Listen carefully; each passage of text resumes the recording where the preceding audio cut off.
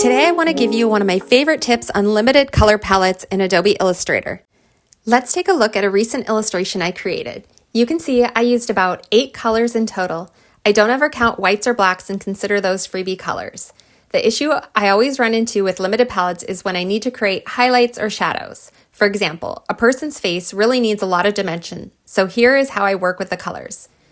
If I know there is going to be a person in the illustration, I always include a skin tone color. This is the original skin tone CMYK color breakdown. When I want to have a lighter color, like on the nose, I use the original CMYK color and go into the swatch CMYK sliders and move them down by 10 to 15%. But the cyan and black were already at 0, so no need to adjust those. You can see there's a little bit darker shadow above her eyes. I have used the original skin tone and let's up it by 10% on the magenta and yellow again. We could add 10% to the cyan, but you see it gets browner and muddier. You can also see how when you add 10% to the black, it will get even more muddier. I'm not a big fan of upping the black a lot in colors as it often looks muddier when it's printed. I prefer this brighter orange, so let's go with that and we'll just up the magenta and yellow.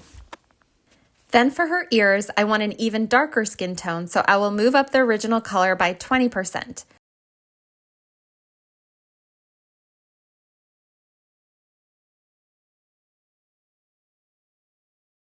Again, you can see if I do that to the cyan and black, it becomes more brown or black, making it a little bit muddier. So I will not adjust those in this instance, but that's really a personal choice.